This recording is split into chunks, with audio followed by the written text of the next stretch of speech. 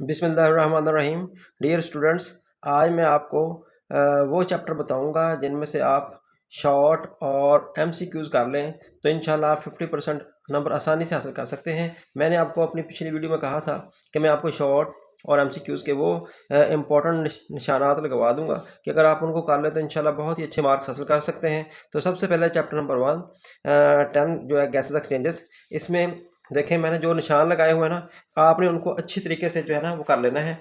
तो सबसे पहले ये सेलुलर रेस्पिरेशन, सेलुलर रेस्पिरेशन की डेफिनेशन आपने बहुत अच्छे अंदाज से कर ली। गैसेस एक्सचेंजेस है, ब्रीथिंग है, स्टोमेटा, यहाँ पे लेंटिकल सेल, लेंटी सेल्स हैं, और यहाँ पे नोजल कैविटी है, नोस्ट्रल्स, फेरेंक्स, ग्लोटस,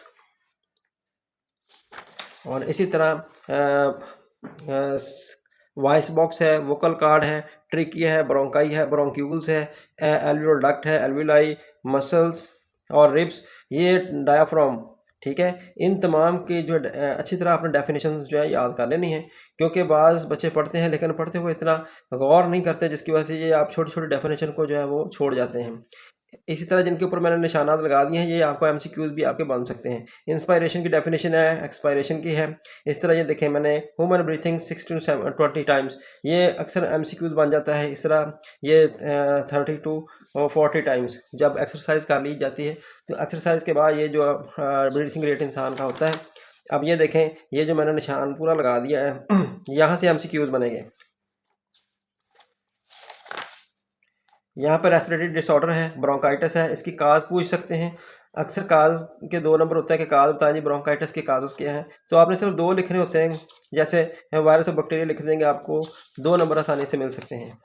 इस तरह अक्यूट और क्रॉनिक ब्रोंकाइटिस है, इनकी सिम्टम पूछ सकते हैं कि सिम्टम बताएं। आप 2-3 काफ़ी यहाँ पे सिम्टम लिखी होती हैं, आप सिर्फ 2-3 जो है बताएं, या मैक्सिमम जितनी भी है आप लिख सकते हैं, लिखें, आपको 2 नंबर आसानी से मिल सकते हैं। ऐसे एम्फिसीमिया है, तो एम्फिसीमिया की सिम्टम पूछ सकते हैं कि इसकी सिम्टम क्या है। ऐसे नमूनिया है, तो नमूनिया के अंदर जो है ये नमूनिया की डेफिनेशन है, डबल नमूनिया क्या है, इसकी काजेस क्या बन सकती हैं, इसकी सिम्टम क्या है, और कौन से एंटीबायोटिक जो है इसकी ट्रीटमेंट के लिए इस्तेमाल किए जा सकते हैं। फिर आते हैं एस्थमा। एस्थमा देखें कि ये एक एलर्जिक बीमारी है, ये क्यों होती है। काजिंग, काजिंग देखें, इसके बाद आप पढ़ते हुए इसको मिस कर जाते हैं, पता नहीं चलता आपको कि काजेस इसकी कहाँ पे लिखी हुई हैं। देखें काजिंग, और फिर इसकी सिम्टम, ये आपको शॉर्ट ही आएंगे।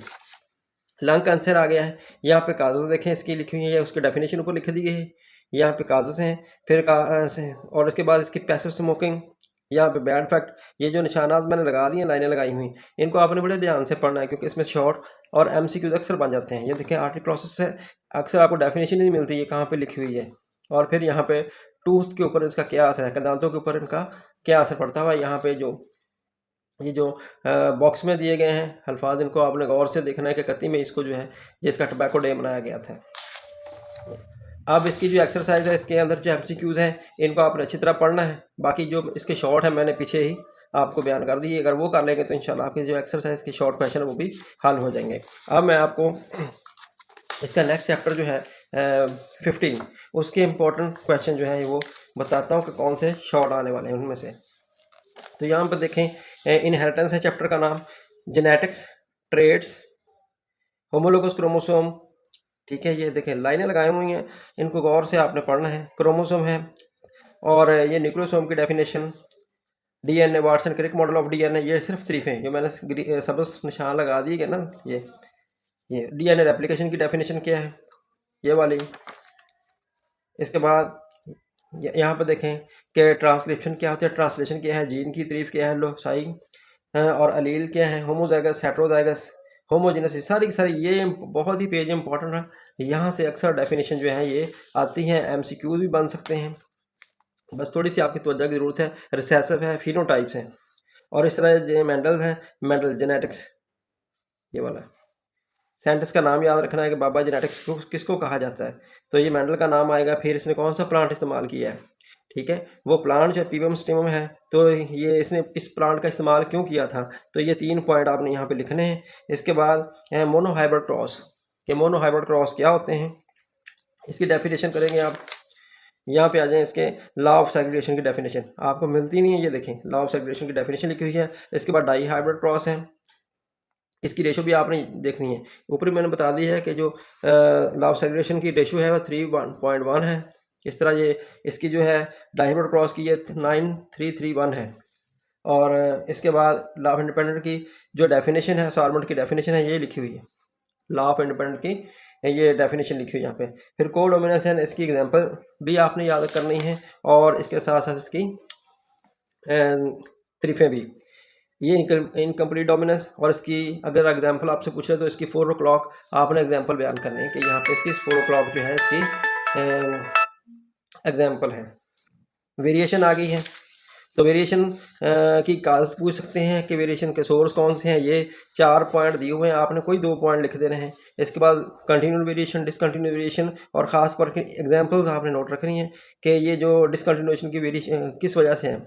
ठीक है, इसकी एग्जांपल ब्लड है। और कंटिन्यू वेरिएशन इसकी एग्जांपल क्या है, हाइट है, वेट है, फिट साइज है। तो ये आपने एग्जांपल जो है ये याद रखनी है और क्योंकि ये मल्टीपल एमसीक्यूज बनते हैं और शॉर्ट क्वेश्चन भी आ सकते हैं। इसके बाद थ्योरी ऑफ स्पेशल क्रिएशन ये कब पेश हुई थी, इसका ये 1859, ये याद रखें आप। और ये इंशाल्लाह बहुत अच्छे मार्क्स आप ऐसे हासिल कर सकते हैं। तो आर्टिफिशियल सिलेक्शन है इसकी डेफिनेशन, फिर ये ब्रीड्स और कल्टीवेटर, इनकी डेफिनेशन आपने तैयार कर लेनी है। बाकी एक्सरसाइज जो है इनके एमसीक्यू यहाँ से आपने अच्छे तरीके से इनको भी तैयार करना है। अब लास्ट चैप्टर जो है इसका 15 मैन एंड हिज एनवायरनमेंट। इसको देखें, इकोलॉजी की डेफिनेशन है, पॉपुलेशन है, कम्युनिटी है, इकोसिस्टम है, बायोस्फीयर है। और ये वो डेफिनेशन है जो आप 9th में भी अक्सर पढ़ के आए हैं। तो यहाँ पे biotic component, abiotic component, producers, consumers क्या होते हैं, प्राइमरी कंज्यूमर्स हैं, डिकम्पोजर्स हैं। और इसी तरह यहाँ पे देखें फूड चेन की तारीफ है, फूड वेब की तारीफ है। इकोलॉजिकल पिरामिड्स क्या होते हैं, ये डेफिनेशन मैंने नीचे निशान भी लगा दिया। ये साइंटिस्ट है, ये एमसीक्यूज में भी आ सकता है। पिरामिड्स नंबर्स, ये आप देखें इसकी तारीफ। बायोमास, ये इसकी तारीफ, ये लिखी हुई बायोमास की तारीफ, ये आपने देख लेनी है। उसके बाद बायोजियो केमिकल साइकिल, ये क्या होते हैं, डेफिनेशन यहाँ पे लिखी हुई है। थोड़ी सी आप तवज्जो करें तो बहुत नंबर हासिल कर सकते हैं। इस तरह एटमॉस्फेरिक नाइट्रोफिक्सेशन है, नाइट्रोबैक्टर है, ये बैक्टीरिया वगैरह। एमोनिफिकेशन क्या होती है, असेमिलेशन, डीनाइट्रिफिकेशन, ये सिर्फ आपने इनकी तारीफें ही याद करनी है। फिर कंपटीशन, यहाँ पे देखें इंटरस्पेसिफिक कंपटीशन और इंटरस्पेसिफिक कंपटीशन, अक्सर इनकी डेफिनेशन पेपर में आई होती हैं। कंपटीशन क्या होता है, प्रेडेशन क्या है, और प्रे इसकी डेफिनेशन, सिम्बियोसिस, पैरासिटिज्म। पैरासाइट की 2 किस्म होती हैं, एंडोपैरासाइट और एक्सोपैरासाइट। और इनकी ये जो एग्जाम्पल्स हैं, एंडोमेबा, प्लाज्मोडियम, ये एग्जाम्पल। म्यूटेशन ये, और एपीफाइट्स मिलती नहीं कहाँ पे डेफिनेशन जी इसकी, ये एपीफाइट्स लिखा हुआ है। ये एपीफाइट्स जो है ये पौधों के ऊपर जो पौधे ग्रो कर रहे हैं, एपीफाइट्स हैं। ये आपने बॉक्स को अच्छी तरह देखना है। और फिर ये ग्लोबल वार्मिंग की डेफिनेशन, ग्रीन हाउस इफेक्ट की डेफिनेशन, डिफरेस्टेशन क्या होते हैं, ये मुफ्त के नंबर कह रहे हैं आप। और इसके बाद सॉइल रीजन, ये वाला सॉइल रीजन क्या होती है, यहाँ पे ये मल्टीपल के लिए फिक्रा। स्मोक फार्मेशन कैसे बन जाती है, कि स्मोक फार्मेशन क्या होती है। एयर पोल्यूशन की डेफिनेशन सिंपल सी वो बयान की जा सकती है, पूछ सकते हैं। ओजोन डेप्लेशन क्या होते हैं, एयर फ्रस्ट्रेशन की डेफिनेशन करें आप। यूट्रोपिकेशन की डेफिनेशन। और ये सोर्स, कंजर्वेशन ऑफ नेचर, ये सोर्स है R1, R2 और R3। इनमें से लाजमी कुछ ना कुछ ये पूछ लेते हैं कि ये R1 रीयूज़ किया है, R3 रीयूज़ किया है। तो ये इनके बारे में वो पूछ सकते हैं। और इसकी एक्सरसाइज और एमसीक्यूज ये आपने करने हैं अच्छी तरीका। उम्मीद है कि आपको ये वीडियो बड़ी हेल्पफुल साबित होगी। इंशाल्लाह आप करें और आप बहुत अच्छे इंशाल्लाह नंबर हासिल कर सकते हैं।